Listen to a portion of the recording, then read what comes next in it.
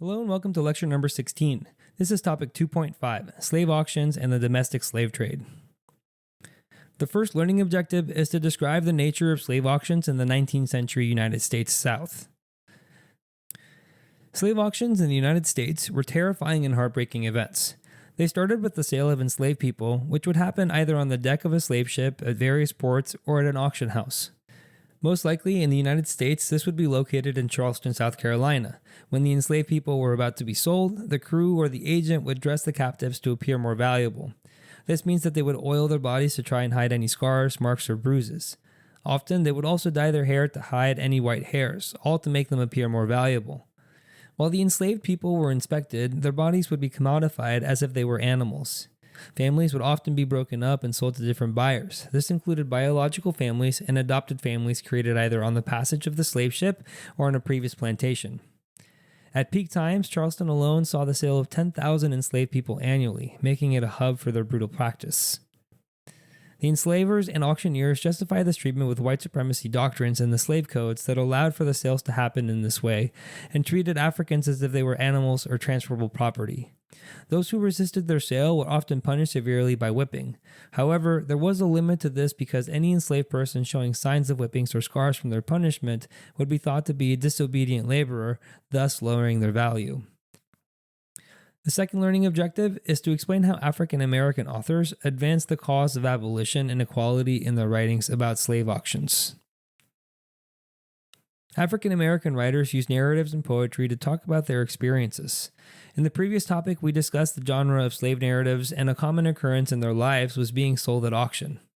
One example is A Life and Narrative of William J. Anderson, in which he mentions the experience of 24 years as a slave, being sold 8 times, jailed 60 times, and whipped 300 times. In these narratives, they describe the physical and emotional effects of being sold.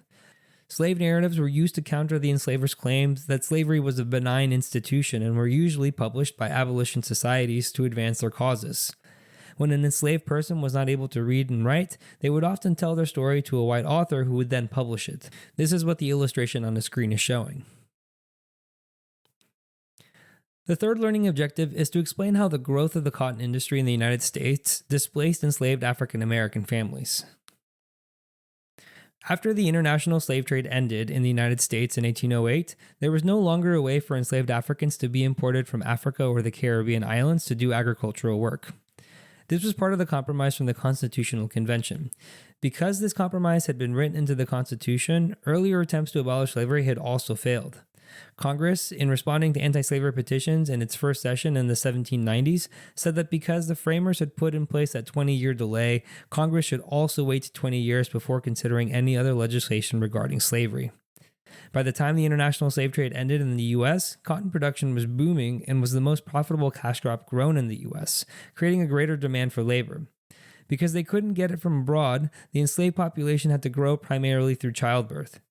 There were 3 different ways in which this happened, 2 of them being forced reproduction. Sexual assault from enslavers on enslaved women would yield mixed-race children. Because the slave codes in the United States made slavery a heritable status passed down through the mother's line, all of those children would then be born into slavery. The other forced reproduction tactic was that the enslaver would force pairings on the plantation, forcing a male enslaved person to have sex with a female enslaved person to try and yield offspring from that relation. This was often against the will of both people involved. And finally, slave marriages were consensual relationships between men and women, often with one or both being enslaved. They were also traditionally across different plantations. Depending on the plantation style, they would have the ability to see each other either at nights or on weekends. They would get a pass to go to the other plantation and spend time with each other. However, due to slave codes, the offspring of those slave marriages would belong to the person who enslaved the woman. By 1860, the enslaved population in the United States had grown to nearly 4 million, driven by the internal population growth methods. The slave cotton system dominated the Lower South, which includes the states of South Carolina, Georgia, Florida, Alabama, Mississippi, Louisiana, and Texas. These were all places where tobacco agriculture either didn't work or had been exhausted. Another thing they had in common was port cities that they could use to export the cash crop to northern cities or to Great Britain, which was undergoing its industrial revolution based on the textile industry. Enslaved Africans were valuable commodities because of the profit from cotton. The cotton crop was so important to the U.S. economy that it helped end the economic decline after the Revolutionary War and fuel the industrialization that was happening in Britain. Later, it would fuel the industrialization to happen in the Northeast. By the 1850s, cotton constituted more than half of all U.S. exports, underscoring its critical economic role. Because there were no more imports of enslaved people, a domestic trade arose in the United States to meet the demand for laborers from the cotton boom in the first half of the 19th century. One of the reasons for the cotton boom was the new patented cotton gin by Eli Whitney in the 1790s. It was able to clean up to 50 pounds of cotton per day, whereas before, an enslaved person could clean about 1 pound of cotton per day by hand. In the Upper South, the tobacco crop was starting to be less profitable, and northern states had started to pass gradual abolition laws. Those enslavers who were either going to lose their human property or no longer had as much need for it started to sell their enslaved people to the lower southern states. African Americans were forcibly relocated from states like Virginia, Tennessee, Kentucky, Arkansas, and Missouri in the Upper South to those states we mentioned earlier in the Lower South. One reason why the Lower South was able to expand its cotton production was the land availability after Indian removal in the 1830s. Southeastern tribes were forcibly removed from their lands to lands west of the Mississippi, allowing new planters to move into those areas to grow cash crops, even those who had exhausted the soil in the Upper South. The Indian Removal Act of 1830 facilitated this massive land grab, displacing thousands of Native Americans. The internal or domestic slave trade is sometimes referred to as the Second Middle Passage because of the length and difficulty it took to get across. Among the enslaved people, there was a fear of being sold down south or being taken by the Georgia man. This doesn't mean they were necessarily going to Georgia, but the Georgia man was associated with a slave agent who would sell enslaved people to the Lower South. In the Second Middle Passage, over 1 million African Americans were displaced. That's 2 times more than the people who had arrived directly from Africa during the original Middle Passage.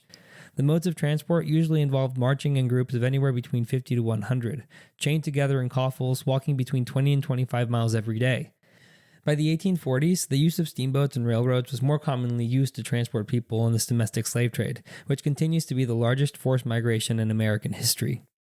This internal trade was crucial to the economic expansion of the Lower South, with New Orleans emerging as a major slave trading hub.